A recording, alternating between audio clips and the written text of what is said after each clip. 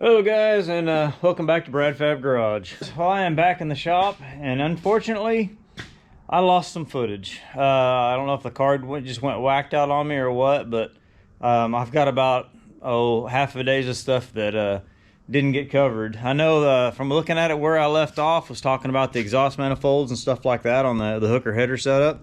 We did get our clearance issues fixed, and we've got a pretty good gap through here now, so I will have to put some heat shrink on this probably just to keep that bushing from just getting overheated.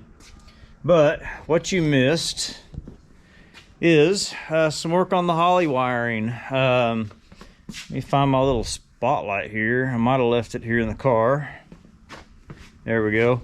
I've been working on getting the Holley manifold, or the Holley manifold, Holley everywhere. Working on getting the computer mounted and wiring in the car and all that kind of stuff. So I've gone through, pulled the glove box out, and just made a platform there to hold the computer right there where the glove box would be. Now I've got the wiring harness all pulled in through the car. I haven't hooked anything up yet, but I just got it in here where we can see things a little bit better and start trying to line out some wiring while we're getting some other stuff put together. But the exhaust is pretty much, or the hot side is pretty much done except for just welding up the crossover pipe. I want to make sure everything works on it. The only thing I don't like about those manifolds so far is the V-bands didn't have an interlock groove. So they can kind of free float around in those clamps, and that made it a pain in the butt to get the manifolds lined up straight with the V-bands. I almost thought about cutting them off and putting some of my other V-bands that I bought to do the header kit, the up and forward, that already has the interlocking rings on them. But these are 2.5 inch, and as much as I fought those manifolds, I just didn't want to have to cut those off and weld new V-bands back on them. I mean, that would just been another pain. But anyway, where we're at now, I am just threading the Holley around. I got plug wires, injectors, new plugs in it, got an oil filter on it, got the belt on it, and I'm just trying to get some of the wiring set up here. And then I also, really right now, I'm just working on the wiring and just trying to get this part of it laid out that's done and around the motor. The only thing I have left to get for the motor itself is just the power steering hoses. We've got the factory power steering pump for the 2011. And then I got the new Camaro box. So I just need to have a high pressure hose made for the flared fitting. And this thing probably has an O-ring fitting in the back of it, I would suspect, since all the later model stuff has kind of gone to O-rings other than the flares. So I have to get that. New tranny lines ran. I have the radiator, which is the double bypass aluminum radiator. Right here, and if you haven't seen this before, this is the top of the radiator. The double bypass basically allows the coolant to go through the radiator twice, so you're getting more efficiency out of it because it's actually cooling itself twice. Now I got this through Jegs, and this right here, I'll go ahead and set it on the radiator and then show you. It is a universal aluminum shroud kit, and the biggest fan I could get on it. So this thing covers nicely. We'll go through and TIG it, 3 or 4 stitch welds up here and on the bottom. I did get me a riv nut set off Amazon, and that thing works like a champ. I should have had one of those a long time ago, because I use that on the fan shroud so I can bolt the thread. Once I get it welded on, I can bolt and unbolt the fan. I also used it on my little platform for my the Holley computer, and man, that made it great. I was able just to go through and riv nut that thing. Man, a black car sure is dark, isn't it? And I've got that screwed up where the license, or where the glove box would open and shut. So once I get everything kind of finalized with that, we'll make that permanent. I've still got to pull it out and paint it, stuff like that. But right now we're just sizing everything up. So let's start working on this wiring again. It was a chore and a half just to get all these plugs through that 2-inch hole, but they actually fit. I didn't think it was going to, but you just had to hold your mouth right and get it all fed through there. Because one plug at a time, there was a combination on getting them through for sure. So basically, I just need to get this through, and then the rest of the harness should be okay. We're all hung up on all stuff all over everywhere. Thought it was a good idea to go ahead and hook this injector harness up and let it kind of start falling into place, but it's just holding me up now. See if I can do it without breaking the plug off. Me and electrical connectors don't go good together. Oh, I'm not messing with it. I just need to get a few more, about 6-8 inches back in through the firewall to get all the inside wiring taken care of. And I think we're good. We're gonna feed this through. Come on. See what we're hanging on in there real quick.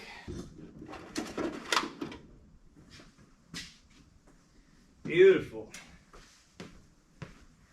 All right, I think that's everything that needs to go inside the firewall. So from that point, we have the O2 sensor for that side. This is ignition. We have knock sensor, crank and even knock sensor, so that one goes to that side. Goes to that side also. We have injectors, we have a map sensor, which will be on the intake, odd in ignition, so that is, this is even, that will be odd. So, actually I'm backwards. Don't I know the firing order? That's even.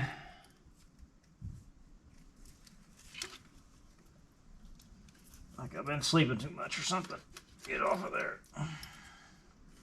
There we go. Alright, that one's for that side.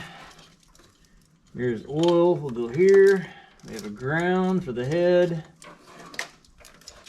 This one will have to work its way down to the sensor down there. We have a ground, ignition, fuel pressure, throttle position sensor. That will go there. Those are the right pins before I start forcing things.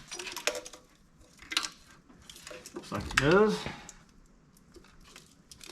Should be the IAC right there. Make sure we're the right pins.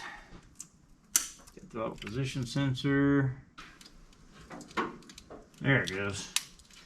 Hold my tongue right. Okay, we got cam sensor, CTS, mat sensor, manifold air temperature. Okay, so we got to get these down to the cam sensor. O2 sensor, knock sensor, the map sensor, ignition.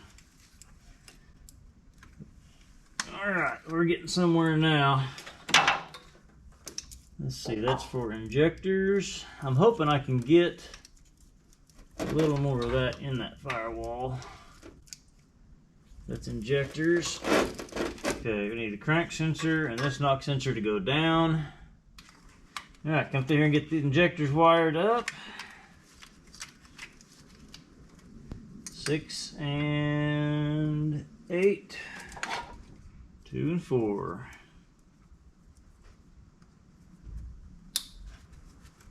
Okay, injectors are wired. So really, on my O2 sensor, that's map sensor, that's mat sensor. Alright, let's see what's next. Okay, my very busy workbenches continue to get busy. I've spent half the day cutting up boxes from everything being shipped in. I've been working on the wiring, of course, and now I'm going to put together the MAC valves for the boost control. So I just have 2 regular MAC valves, and I bought the bracket kit and the adapters to basically tie all this stuff together. So we are going to try and get these put together.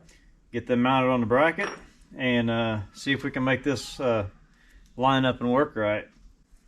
I do have all of my CO2 stuff. I got the bottle kit from 269, all of my sensors, and the brackets and all that kind of good stuff. So we're going to get this thing taped up and get these Mac valves put together.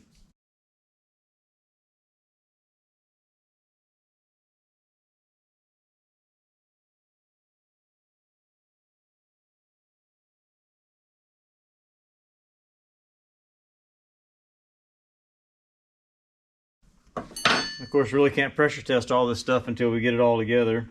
But the bracket looks like it's nice and simple, and we'll go on right here. So let's try that. Man, that thing's got some little bitty Allen wrenches. So let's see if I can find something that size. Okay, I actually found an Allen wrench for this little bitty set screw. Oh, and I dropped one. Do not want that to happen, because I'd never find that dude. Alright, let's see if we can get these mounted. Go through one of these holes. And at least the brackets have got some room to play on those. I'm gonna go through there.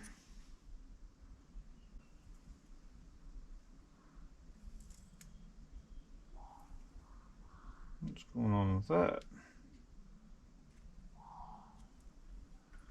Looks like the casting is not broke all the way through on that one, so I'm going to have to find something to drive through those little holes to make it where the bolt's going to go through.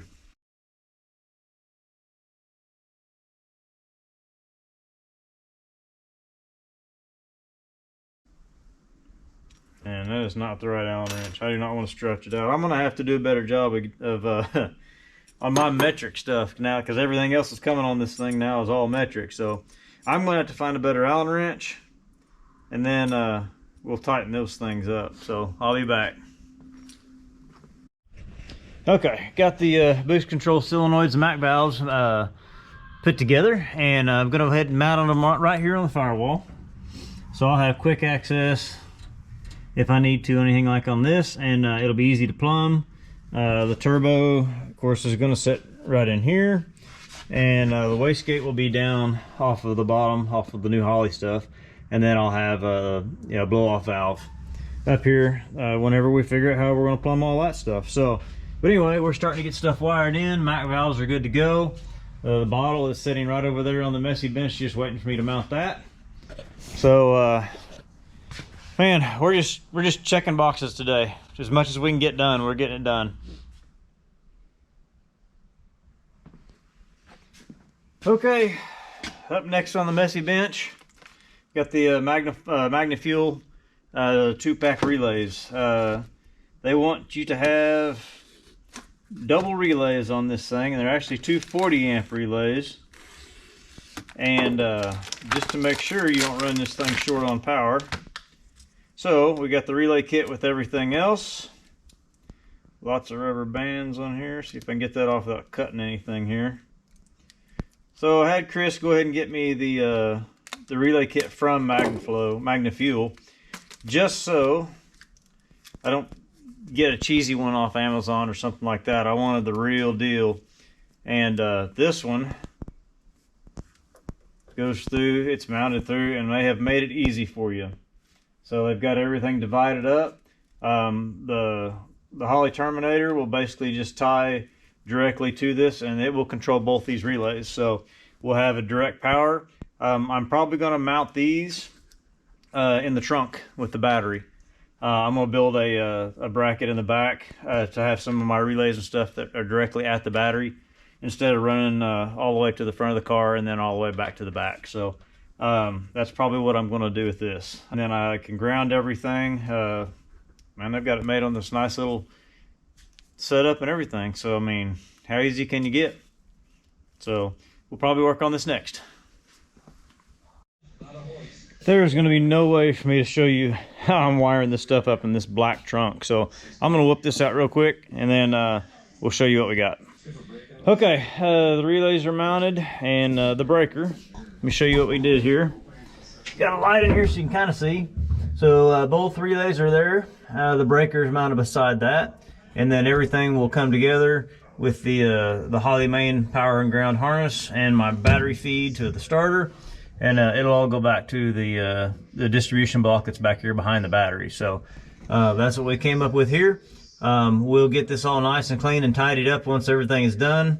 I don't want to cut all my slack off on the end until I know exactly how I want to dress all of it in there. So that wasn't too bad, but getting me, of course I ain't a very big guy, but all balled up in that trunk, there wasn't no way I was going to be able to video that. So that's the best I got for you there. All right, guys, made it back from Napa.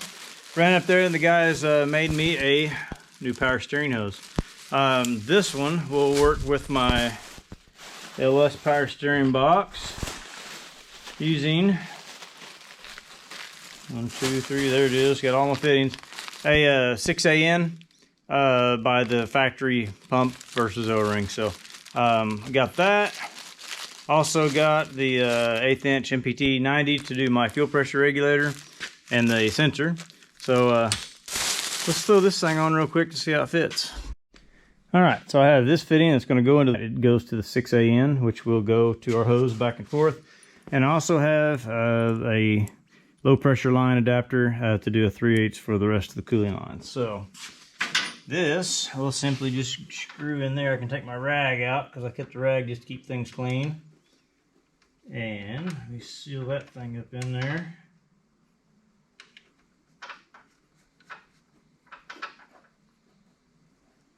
Alright, that went right in. 19 millimeter wrench is too big to get in there, so may have to wrestle with this one just a little bit. Actually, I'm probably going to get that from the bottom. So, but I can go ahead and fit this hose in. This one right here goes to the -6, and hopefully we got our angles cut right on this steering pump. I think we got a winner. There she goes. All right, so one power steering line and one 3/8 return line.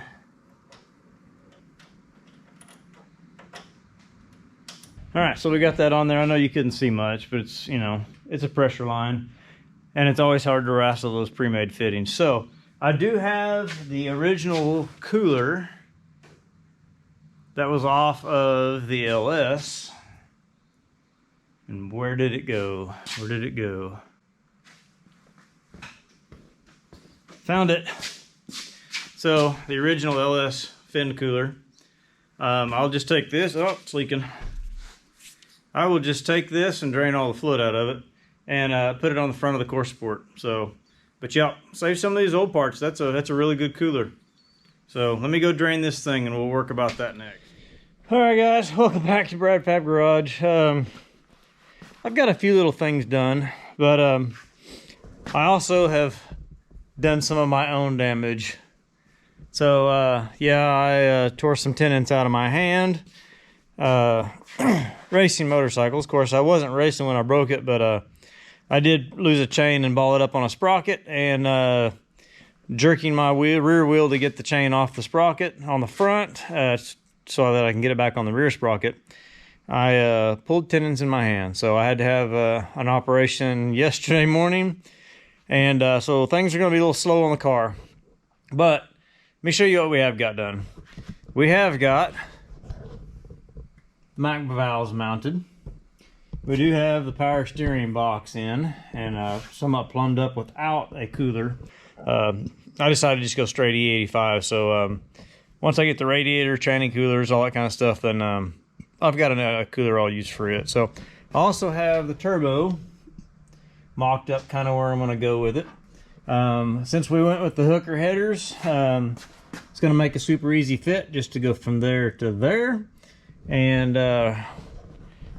run the exhaust right out the back. So I'd like to do full exhaust at least to the rear end and then dump it out the side or just dump it out the bottom. So a few other things I've got to do. Like I said, since I'm one-handed, and it's just going to slow me down a crap load. I don't know if we can see in here or not, but we did get the battery mounted. I think I've got videos of doing the relays. And the CO2 tank, I've got my holes marked there. And I'm gonna see if I can drill it. I don't know. My wife's gonna kill me because I'm literally 36 hours out of surgery. So, but I'm just not gonna use that hand. And we won't have to tell her that. So I did get a lot of the wiring done. The wiring for the fan relays. I've got the wiring done up to the Holley Terminator computer. I've got all my fuel line wires ran. I've got all that kind of stuff done, but I don't have it hooked up yet and don't have it crimped. So hopefully it'll make it a little bit easier on me. I went and bought some of the heat shrink solder splices, so we'll see how good that works. But well, I want to see if I can drill some holes. See if this will even fit in here.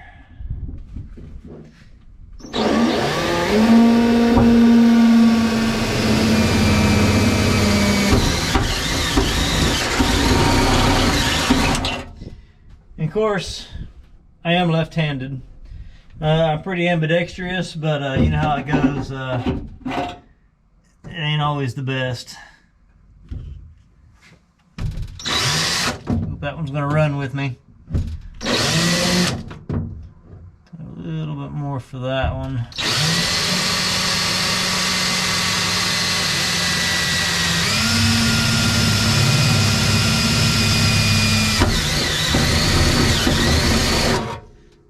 That one will go.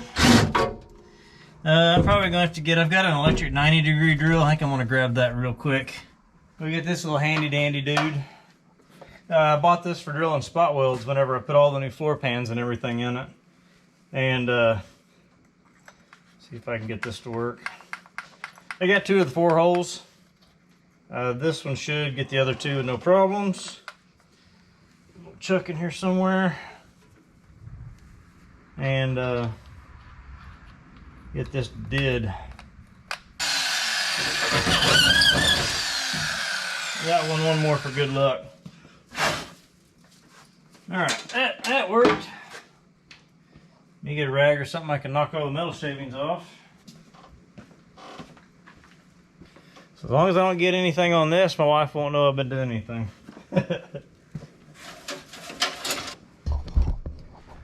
All right, let's see if we can find some nuts and bolts here real quick. Handy dandy bolt bend. 5/16 should do the trick. And it's not very thick, so I bet we can get away with some of these short ones right here. Some lock washers. I doubt it, but may have to double nut it. 1, 2, 3, 4. Couple washers. 1, 2. What much stuff? 3 and 4. Those will work. Let's see if I can at least get this somewhat started and one-hand this dude before I lose battery. Looks like my GoPro battery's about to die, and that's a chore in itself trying to get done one-handed. Alright, using a 2.5 pound bottle.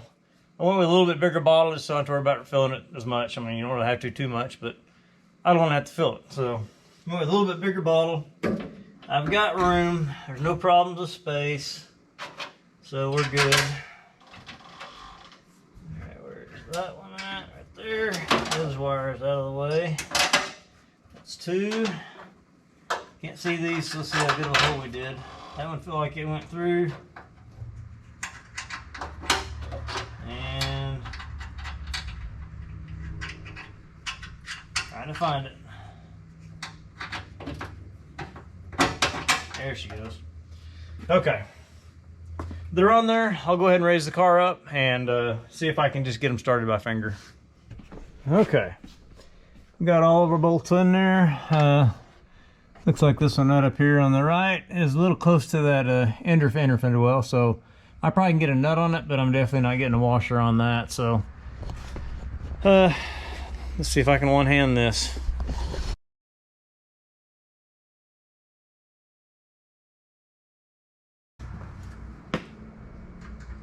So the number 4 up there looks like it's just going to get a nut. It ain't going to get a washer. It ain't going to reach. That bolt has either got a burr in it or something. There'll be a burr on it. See if I can get the single. Now that's going to be. That one's going to need another hand. All right. Well, we've seen a couple updates. I do have my positive 12 volt from the starter in all the way back through here, just on the outside. All the Holley wires are all going to be on the inside of the cab. They're all ran underneath the seats all the way into the trunk for the constant 12 volt stuff. So that's probably about it now. I'm useless until I can get another hand, because I'm going to be about in this cast for about 6 weeks probably. So we may do some salvage yard runs. Just go do some walkthrough on a couple of cool salvage yards and just get some footage for you. But other than that, I am waiting on my fuel tank to get finished. I'm doing the 5/8 sump in that. And then we're going to start working on the hot side and the cold side whenever my tubing gets here. So anyway, that may be it for now, guys. We'll catch you later. Bye.